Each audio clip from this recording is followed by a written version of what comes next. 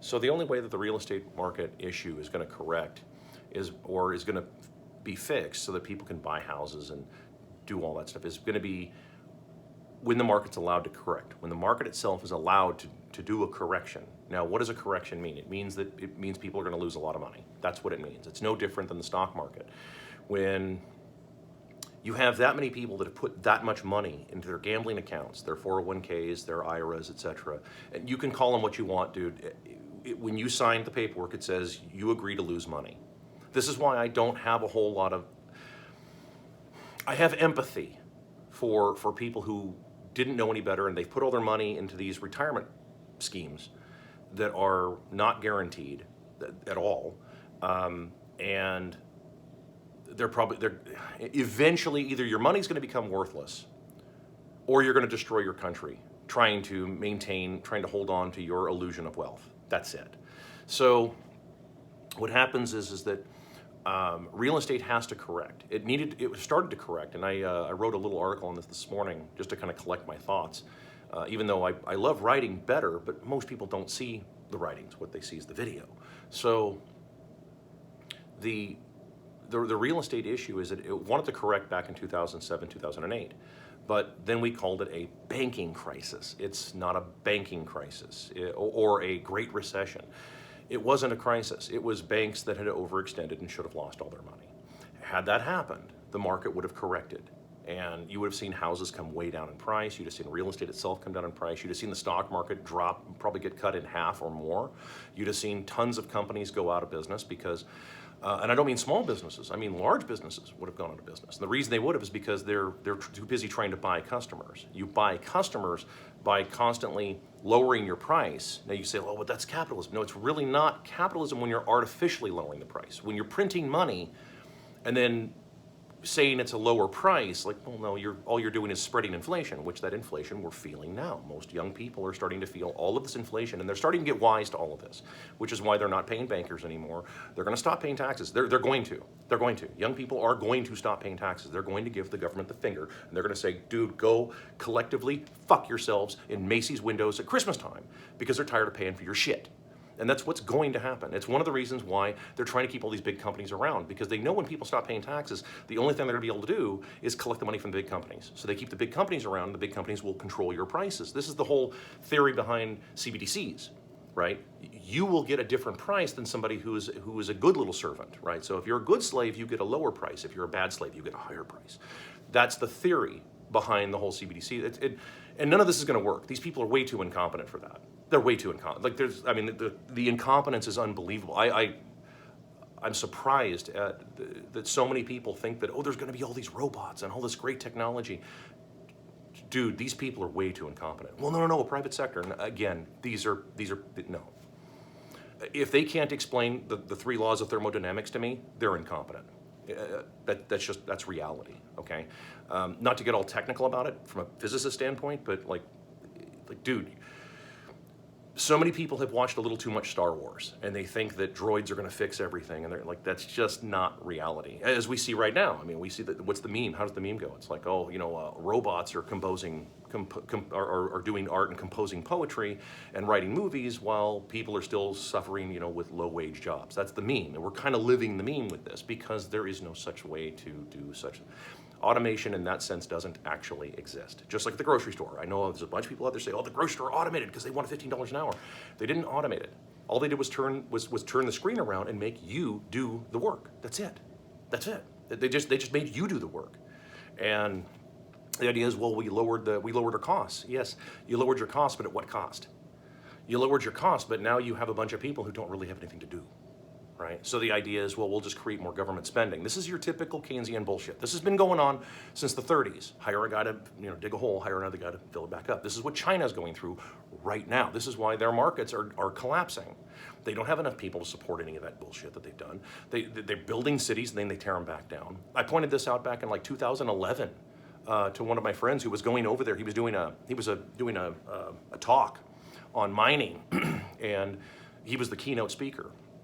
And I had pointed out, I said, China's not in as good a shape as people think it is. And I showed him I linked an article just pointing out of all these cities that they're building, and there's like a population of 9 people in this city. It's overbuilt. Just like all commercial real estate, all real estate in general, overbuilt, overbought, overpriced.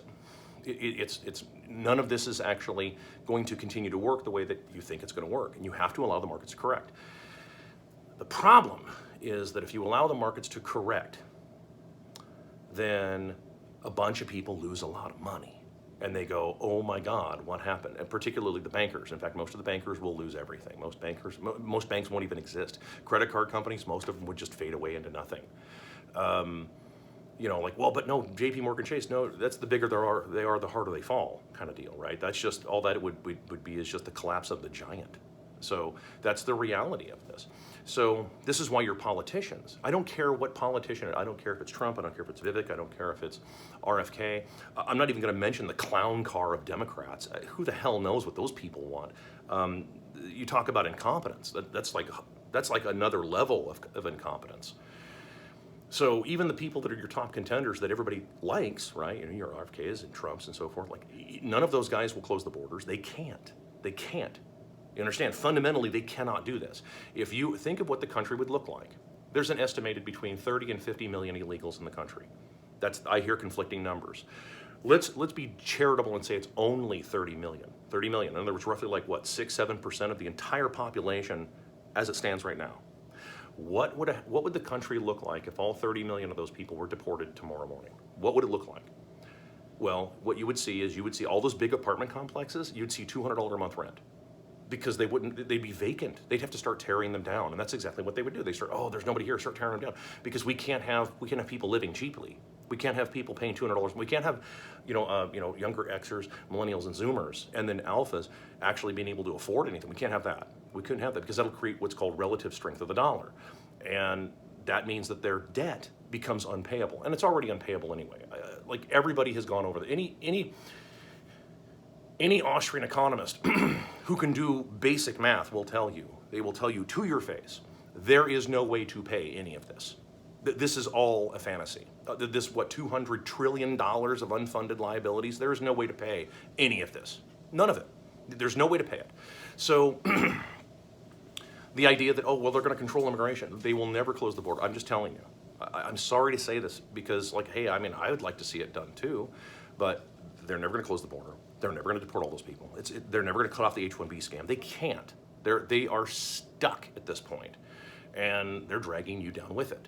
And if you want to know who to blame on this, and this is another pet peeve of mine, but I'm going to tear into some of you on this. This is not Biden's fault. It's not. That's not. Don't get me wrong. Hey, I'm not a fan of Biden. I think that clown show is ridiculous. That what's going on there. But this has been going on for 50 fucking years. Actually, this has been going on since 1913.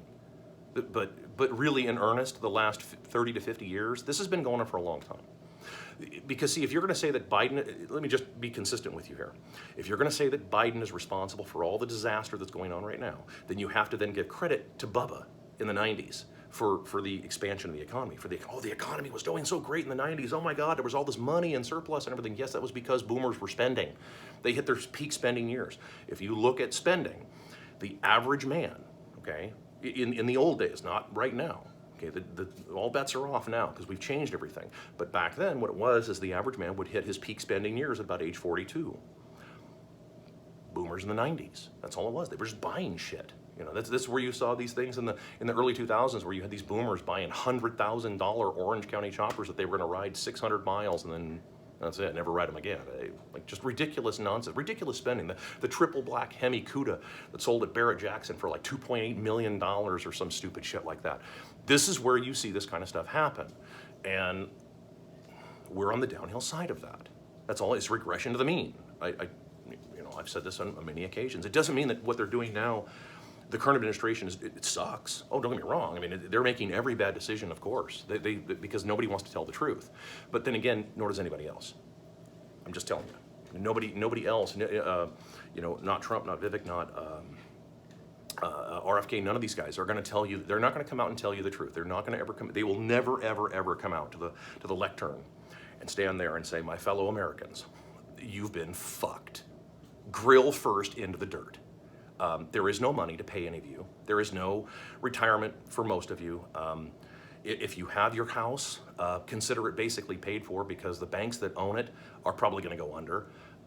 Any money you have in the bank is going to be pretty much worthless, and we're going to have to start over. None of them are ever going to do that.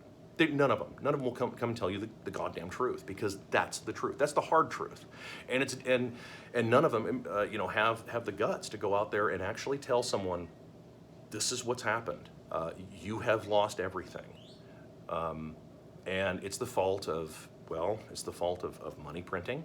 It's the fault of bad policies for decades stacking up. It's the fault of endless wars that we can't afford to fight, that there's no money to pay for any of this shit, but yet for some reason we keep, propping up Zelensky's coke habit and Israel's bloodlust. So, whatever. But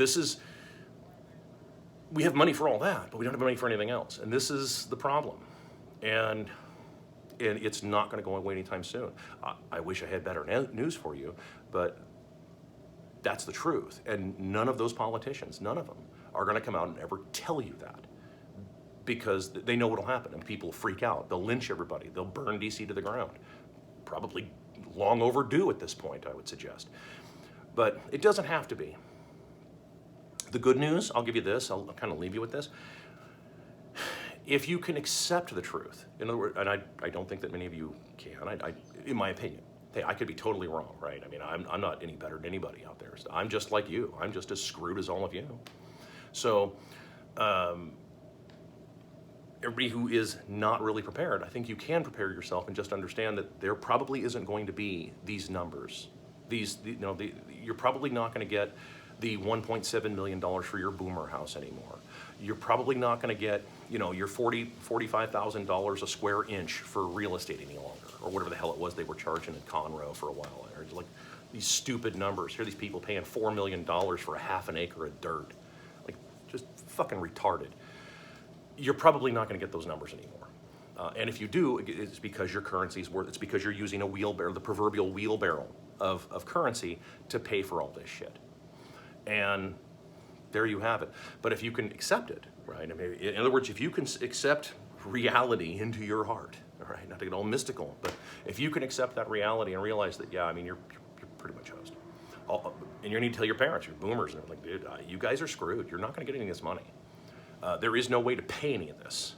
And, and if there is, it's to the detriment of everybody behind you. Right? So again, like all Ponzi schemes work great for the people who get in first. Just chain letters, Ponzi schemes, all that shit. That stuff all works great when you're in first. You get a bunch of money, right? But it's to the detriment of everybody behind you.